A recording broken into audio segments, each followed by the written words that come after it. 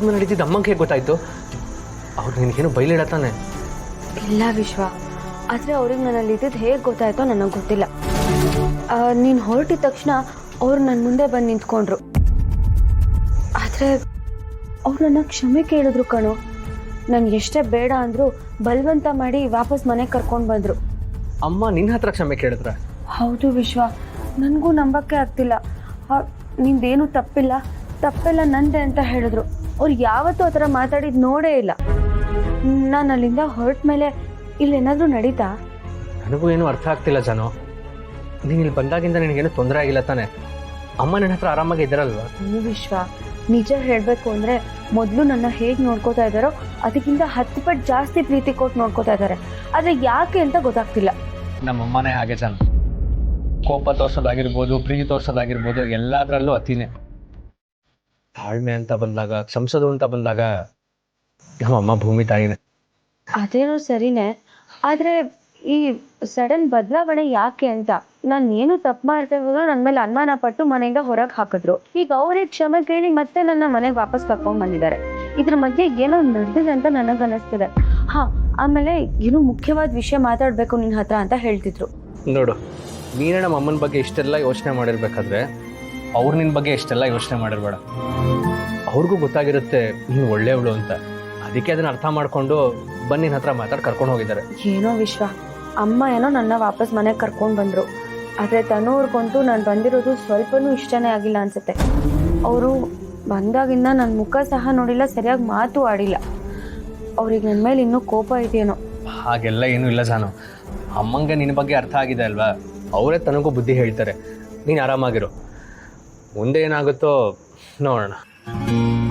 ಸರಿ ಕಣ್, ನಂಗೆ ಸ್ವಲ್ಪ ಕೆಲಸ ಇದೆ, ನಾನು ಹೋಗಿರ್ತೀನಿ.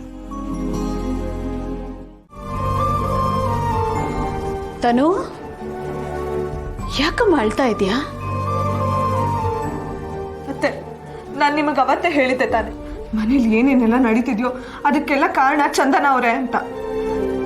ಮತ್ತೆ ವಿಶ್ವ ನನ್ನಿಂದ ದೂರ ಆಗೋಕ್ಕೂ ಅವರೇ ಕಾರಣ ಅಂತ. ಆದರೆ ನೀವವತ್ತು ಚಂದನ ಅವ್ರನ್ನ ಈಚೆ ಕಳಿಸ್ಬಿಟ್ಟು ಇವತ್ತು ಮತ್ತೆ ಅವ್ರನ್ನ ಮನೆಗೆ ಕರ್ಕೊಂಬಂದು ಇಟ್ಕೊಂಡಿದ್ದೀರಲ್ಲ ಅತ್ತೆ. ಅಲ್ಲ ಅತ್ತೆ, ವಿಶ್ವನ್ಗೆ ಮಾವಂಗೆ ಮಂಕ್ ಬೂದಿ ಹಚ್ದಂಗೆ ನಿಮಗೂ ಏನಾದರೂ ಮಾಯ ಮಾಡಿದಾರಾ? ನನಗೇನು ಇಂಪಾರ್ಟೆನ್ಸ್ ಇಲ್ಲ ಅಂದಮೇಲೆ ನಾನು ಈ ಮನೇಲಿ ಯಾಕೆ ಇರ್ಲಿ ಅತ್ತೆ?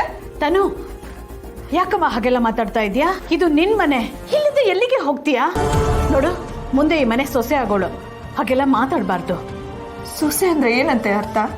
ಸೊಸೆ ಮಾತಿಗೆ ಬೆಲೆನೇ ಇಲ್ವಲ್ಲ. ನೀವು ಚಂದನ ಅವ್ರನ್ನೇ ನನಗಿಂತ ಹೆಚ್ಚಾಗಿ ನೋಡ್ತಿದ್ದೀರ, ಅವ್ರಿಗೆ ಜಾಸ್ತಿ ಇಂಪಾರ್ಟೆನ್ಸ್ ಕೊಡ್ತಾ ಇದ್ದೀರಿ. ತನು, ನೀನು ಹೀಗೆಲ್ಲ ಮಾತಾಡಬಾರ್ದು. ಒಂದು ಮಾತು ಮಾತ್ರ ಅರ್ಥ ಮಾಡ್ಕೋ, ನೀನು ದಯವಿಟ್ಟು ಅವಳನ್ನ ಬೇರೆ ದೃಷ್ಟಿಲಿ ನೋಡಬೇಡ. ಚಂದನ ನೀನು ಅನ್ಕೊಂಡಿರೋ ಥರ ಅಲ್ಲ. ಅವಳ ಹತ್ರ ಮಾತಾಡಿ ನಾನು ಎಲ್ಲ ತಿಳ್ಕೊಂಡಿದ್ದೀನಿ. ಅವಳು ತುಂಬ ಒಳ್ಳೆ ಹುಡುಗಿ ಅಮ್ಮ. ತನು, ಈ ಅತ್ತೆ ಮಾತನ್ನ ನಂಬ್ತೀಯ ತಾನೆ? ನನಗೆ ನೀವು ಬಿಟ್ರೆ ನಂಬೋಕಿನ್ ಯಾರಿದಾರತ್ತೆ? ನನ್ನ ಮಾತನ್ನ ನಂಬು. ಅವಳ ಬಗ್ಗೆ ಇರೋ ಕೆಟ್ಟ ಆಲೋಚನೆನ ಬಿಟ್ಬಿಡು. ನಿನಗೆ ಹಾಗೂ ಸಮಾಧಾನ ಆಗಲಿಲ್ಲ ಅಂದರೆ ಎಲ್ಲ ಅವಳ ಬಾಯಿಂದನೇ ಹೇಳಿಸ್ಬೇಕಾ? ಹೇಳು. ಅವಳ ಸಮಸ್ಯೆ ಏನೋ, ಅವಳ ಜೀವನ ಯಾಕೆ ಹೀಗಾಯ್ತೋ, ಅವಳು ನಮ್ಮನೇಲಿ ಯಾಕಿದ್ದಾಳೆ, ಎಲ್ಲ ಒಂದಲ್ಲ ಒಂದಿನ ನಿನಗೆ ಗೊತ್ತಾಗೇ ಆಗುತ್ತೆ. ಅಲ್ಲಿ ತನಕ ದಯವಿಟ್ಟು ಅವಳ ಬಗ್ಗೆ ಕೆಟ್ಟದಾಗಿ ತಿಳ್ಕೊಬೇಡ ತನು. ಬರೀ ಚಂದನ ಅವ್ರ ಬಗ್ಗೆನೇ ಮಾತಾಡ್ತಿದ್ದೀರಲ್ಲ ಅತ್ತೆ.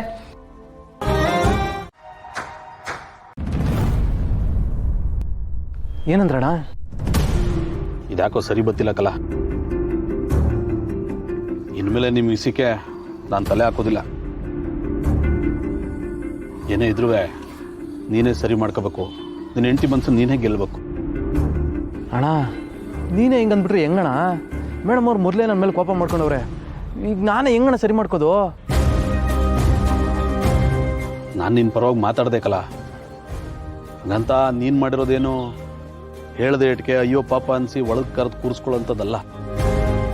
ಏನೇ ಹೇಳಿದ್ರು ಕೇಳಿಸ್ಕೊಳ್ಳೋ ಮನಸ್ಥಿತಿಲಿ ಅವರೂ ಇಲ್ಲ.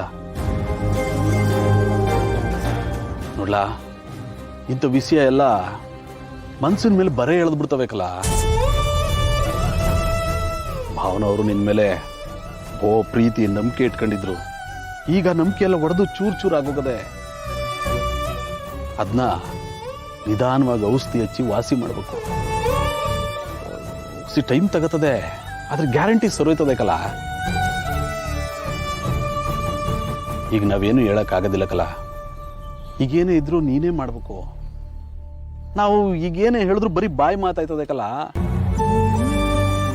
ಪ್ರೀತಿ ಅಂದ್ರೇನು, ನಂಬಿಕೆ ಅಂದ್ರೇನು ಅಂತ ನೀನೇ ಗಳಿಸ್ಕೋಬೇಕು. ನೀನು ಬದಲಾಗಿದೆಯಾ ಅಂತ ಅವ್ರಿಗೆ ಒಂದ್ಸಲ ಅರ್ಥ ಆಗ್ಬಿಟ್ರೆ ಅವರು ನಿಧಾನವಾಗಿ ನಿಂತಕ್ಕೆ ಬರ್ತಾರೆ. ಮೊದಲು ಅವ್ರ ಪ್ರೀತಿನ ನೀನು ಗಳಿಸ್ಕೋ, ನಂಬಿಕೆ ಗಳಿಸ್ಕೋ.